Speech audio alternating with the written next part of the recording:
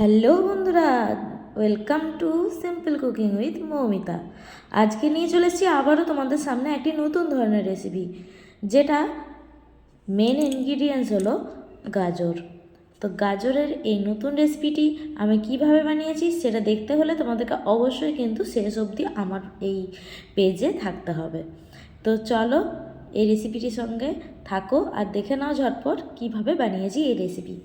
তার জন্য প্রথমে গ্যাসের চুলায় একটা কড়াই বসিয়ে দিলাম, তারপর দিয়ে দিয়েছি 2 টেবিল স্পুনের মতো ঘি, যেটা আমি ভিডিও রেকর্ড করতে ভুলে গেছি। 2টো এলাচও দিয়ে দিলাম সেও। ভালোভাবে সেওটাকে ভেজে নেব। এটা কিন্তু রোস্টেড সেও নয়, যেটা রোস্টেড করা থাকে সেটা একটু লালচে কালার হয়, এটা কিন্তু রোস্ট করা নেই।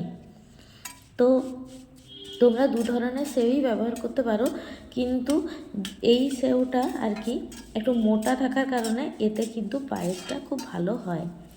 তো সেভাবে পায়েস তো আমরা সবাই খেয়ে থাকি, তো একবার এই রকমভাবে বানিয়ে দেখো। তোমরা থাম্বনেল দেখে নিশ্চয়ই বুঝে গেছো আজকের রেসিপির মেন উপকরণই হলো আমাদের গাজর। তো সেওটা দিয়ে দিলাম, এরপর দিয়ে দেবো এর মধ্যে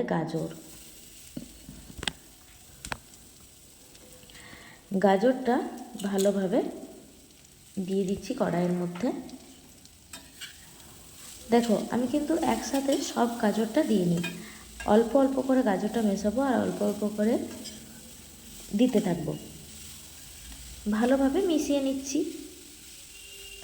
তো আমার এই রেসিপিটি যাদের ভালো লেগে থাকে, মানে আমার রেসিপিগুলি যাদের ভালো লেগে থাকে, তো তারা অবশ্যই কিন্তু লাইক, কমেন্ট, শেয়ার, সাবস্ক্রাইব করতে একদম ভুলো না। কিন্তু ভালোভাবে মিশিয়ে দিলাম।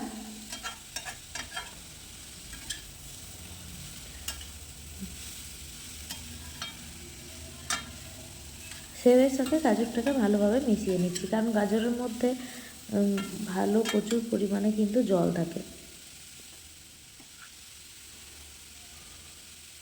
এরপর আবারও একটু পরিমাণ মতো দিয়ে দিচ্ছি ঘি। আমার এখানে মনে হলো ঘিটা একটু কম আছে। ঘিটা তোমাদের টেস্ট অনুযায়ী দেবে, যতটা পরিমাণ লাগবে ততটাই দেবে। এটা অ্যাকচুয়ালি হালুয়াও বলতে পারো, কারণ হালুয়াতেও ঘিটা কিন্তু ভালো পরিমাণে লাগে। তো একবার এইভাবে হালুয়াটা বানিয়ে দেখো গাজরের, খুব ভালো লাগে কিন্তু খেতে। এরপর গাজরটা ভালোভাবে দেখো সেদ্ধ হয়ে এসছে। এর মধ্যে আগের থেকে ফুটিয়ে রাখা আমি দুধটা ঢেলে দিলাম। দুধটা আমি আগের থেকে ফুটিয়ে রেখে তারপর আমি ঠান্ডা করে নিয়েছি, সেই দুধটা কিন্তু আমি এই গাজরের মধ্যে ঢেলে দিলাম। ভালোভাবে ফুটিয়ে নেব। গাজরটা পায়েসটা তোমরা যে যেরকম রাখতে চাও সেরকম রাখতে পারবে। এর মধ্যে দেখো একটা নতুন ধরনের আমি ইনগ্রিডিয়েন্টস অ্যাড করব, সেটা না দেখলে কিন্তু পুরো ভিডিওটা বুঝতে পারবে না। তাই ভিডিওটা একটু কোনো স্কিপ না করে ভালো করে পুরো ভিডিওটা দেখতে থাকো। এরপর দিয়ে দেবো পরিমাণ মতো কিশমিশ। পায়েসে তো কিশমিশ আমাদের লাগেই। সামান্য একটু ঢাকা দিয়ে দেবো। মিনিট 2 পর আমি আবার ঢাকাটা খুলে দিয়ে দিচ্ছি কাজুটাকে আমি একটু কুচিয়ে নিয়েছি। এরপর একটু মিশিয়ে নিচ্ছি, তারপর আবার ঢাকা দিয়ে রেখে দেবো 15 মিনিটের জন্য।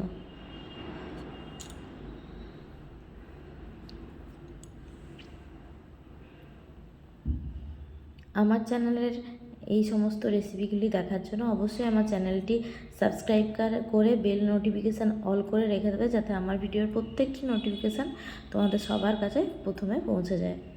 এরপর ঢাকা দিয়ে দিলাম। এরপর দিচ্ছি দেখো আসল ইনগ্রিডিয়েন্টস, যেটা ছাড়া কিন্তু এই মানে গাজরের পায়েসটা একদম অসম্পূর্ণ। তো দিয়ে দিচ্ছি 1 চামচের মতো কাস্টার্ডটা দেওয়ার পরে সামান্য পরিমাণ দুধ মিশিয়ে দিলাম। ভালোভাবে গুলে নেবো কাস্টার্ডটা। একবার এইভাবে গাজরের হালুয়া বা গাজরের পায়েস যাই বলো, এরকমভাবে একবার বানিয়ে দেখো। আমি তোমাদেরকে মানে আশা রাখছি তোমাদের কাছে যে অবশ্যই কিন্তু ভালো লাগবে তোমাদের। একবার অবশ্যই এরভাবে বানিয়ে দেখো আমার এই প্রসেসে। এরপর গ্যাসের ফ্লেমটাকে আবার হাই করে দিলাম, দেখতেই পেলে ভালোভাবে ওটা মেশানো হয়ে গেছে কাস্টার্ডটা। এবার মিশিয়ে দেবো গাজরের পায়েসের মধ্যে। দেখতে যেমন টেম্পটিং লাগে, খেতেও কিন্তু খুব সুস্বাদু হয়। দেখো এখনই দেখে মনে হচ্ছে কতটা টেম্পটিং, তাই না? এটা কিন্তু খেতে খুব সুস্বাদু। আমরা সেমুইয়ের পায়েস বানিয়ে থাকি, আবার গাজরের পায়েসও বানিয়ে থাকি। একবার দুটোকে একসাথে মিশিয়ে একবার পায়েস বানিয়ে দেখো, আমি তোমাদের কাছে গ্যারেন্টি দিয়ে বলতে পারি খুব ভালো লাগবে। চিনির বদলে আমি এখানে গুড়ের ব্যবহার করেছি। এই গুড়টা হলো গুড়, তো গুড়টা আমি ভালো করে মিশিয়ে দিচ্ছি।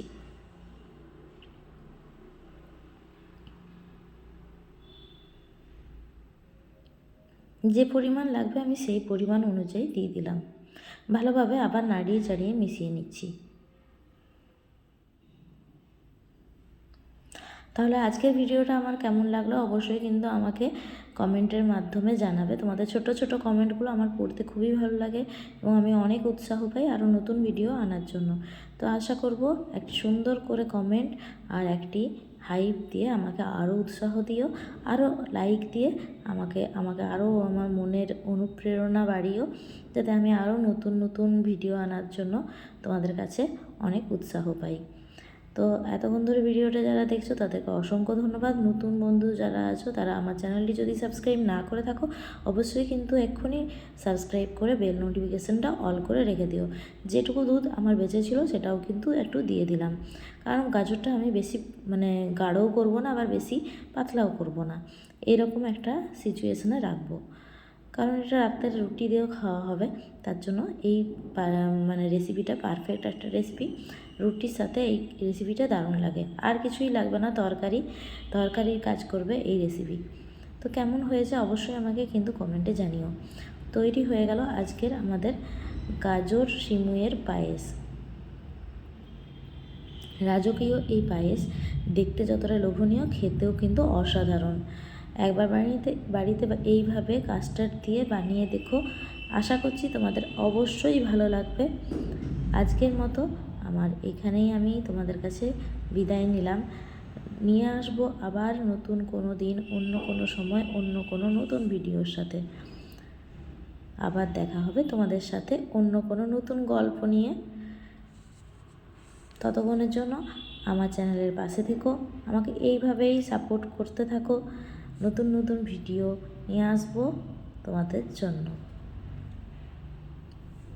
অবশ্যই কিন্তু বলে যেও আজকের এই গাজরের পায়েসের রেসিপিটি তোমাদের কেমন লেগেছে।